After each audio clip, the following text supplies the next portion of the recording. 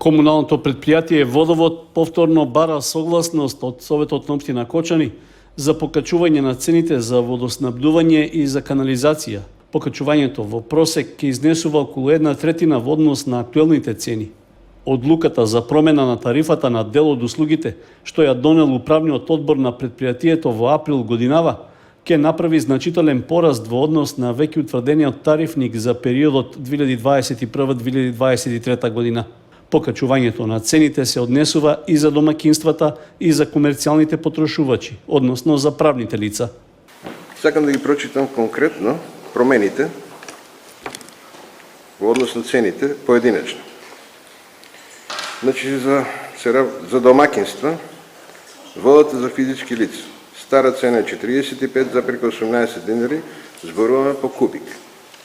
Нова цена е 49,7 денари, предложена. Разлика од цена е 4,52 денари, односно 10% изголемување. Во однос на тарифирање на канализација за физички лица. Стара цена е 13,33 денари, нова цена е 21,2 денари, разлика во денари е 7,87 денари по кубик, односно зголемување за 59,04%. За прочистување, знаете дека пречистителна станица е во функција и активно работи на прочистување на отпадните води. Стара цена е 15,17 денари, нова цена е 17,4 денари, односно разлика 2,23 денари или зголемување за 14,70%. Во однос на правните субјекти, фирмите, водата за фирмите по стара цена е 54,83 денари, нова цена е 60,3 денари, разлика во денари е 5,47 денари по кубик, односно зголемување за 9,98%. Канализација за фирмите стара цена е 18,41, нова цена е 32,2 денари, разлика во денари е 13,70 денари по кубик, односно зголемување за 74,90%. Управниот одбор на Водовод не ги наведува причините поради кои го бара покачувањето на цените во однос на веќе утврдените. Во претходниот период тоа се оправдуваше со поскапување на електричната енергија и другите трошоци во работењето на предпријатието. Согласност за одлуките за измена на тарифникот за услугите беше побарана и на седницата на Советот на општина Кочани што се одржа минатиот месец. Тогаш мнозинството советници беа против или воздржани, па бараното поскапување не помина. Истото барање сега повторно е на дневен ред на 30-та седница на Советот, што е закажана за среда 12 јули. Одбележувањето на Павловден во Виница годинава ќе донесе неколку настани со културно-религиозна содржина. За разлика од претходните години, оваа година празникот ќе се слави само еден ден, на 13 јули. Празничните активности ќе почнат во 8 часот, со одржување архиерејска богослужба во храмот Свети Архангел Михаил, а час и половина подоцна ќе се одржи и литија до параклисот Свети Апостол Павле на плоштадот во Виница.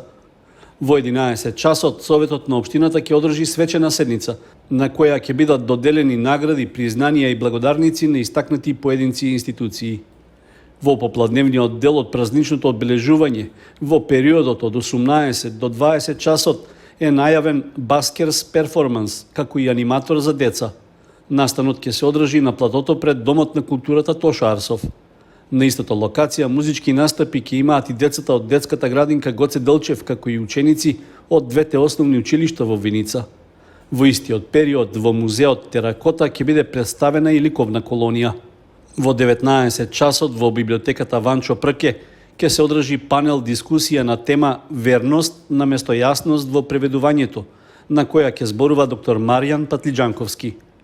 Празничната програма ќе заврши со изложба и проекција на тема Од срцето на Виница, што ќе се одржи во Домот на културата Тошо Арсов со почеток од 20 часот. Советот за женско предприемништво на Кочани, Виница и Зрновци официјално почнува со работа. Откако кон крајот на март годинава беше представена иницијативата за негово формирање, Во просториите на Прогресив Академија во Виница се одржа втората конститутивна седница. Врз основа на последната одлука, Советот за женско предприемништво на трите соседни општини е составен од 13 членови. Неговото формирање и функционирање е представено како советодавно тело кое ќе работи на поттикнување и подршка на постојните и потенцијалните жени предприемачки во микрорегионот.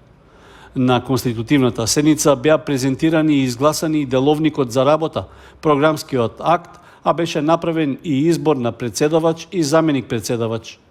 За председавач на Советот за женско предприемништво на Кочани, Виница и Зрновци е избрана Ирена Мирчовска, која е и локален координатор на Националната платформа за женско предприемништво за Источниот регион. Присутните членки на конститутивната седница за заменик председавач ја избраа Наташа Митева. Основното училиште Свети Кирил и Методи во соработка со Општина Кочани и Министерството за образование и наука започна проект за целосна санација и реконструкција на санитарните јазли во училиштето. Со овој проект е предвидено целосно реновирање на тоалетите на приземјето и на меѓукатот во училиштето. Се отстрануваат 274 метри квадратни стари керамички плочки и се врши поставување на нови, како и замена на целокупната стара водоводна и електрична инсталација, со што ќе биде поставена нова. Ќе бидат заменети и старите санитарни елементи и ќе има нови ПВЦ врати. Се очекува проектот за реконструкцијата да заврши до крајот на летниот распуст, а изведувач на работите е компанијата Андрабал Инвест од Штип.